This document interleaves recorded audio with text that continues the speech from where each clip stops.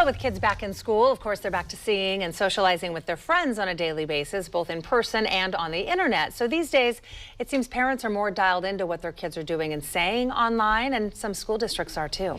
Fox's Simon Gutierrez joins us in the studio now with a closer look at some of the tools that are out there for parents. Simon, good morning. Good morning. There are several companies that offer parents a window into their kids' online activities, including social media posts using artificial intelligence. And some school districts are using similar services to detect if students are saying anything that's potentially a threat to their safety or the safety of their classmates.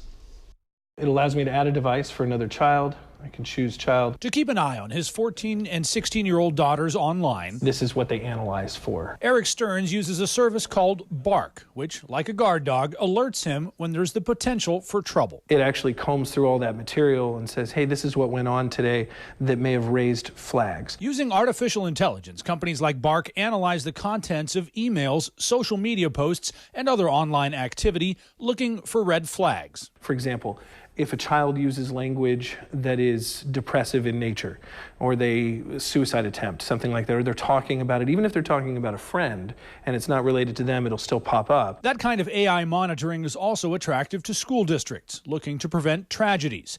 Vancouver Public Schools partners with a service called Gaggle, which uses an algorithm to comb through students' emails and exchanges on shared documents like Google Docs. We might see something where two students are chatting back and forth inside of a document like a Google Doc, and they might share that one's planning to bring a weapon to school, right? Or that they're going to jump some other kid after school.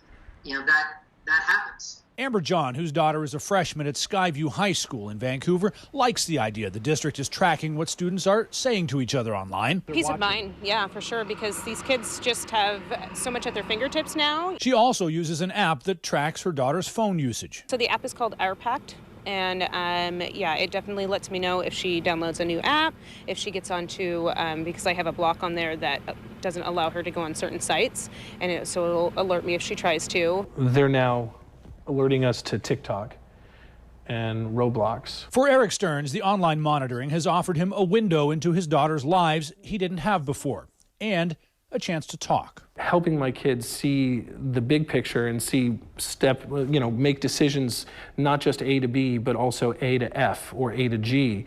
This has allowed us to have those conversations surrounding their friends and the things that they talk about.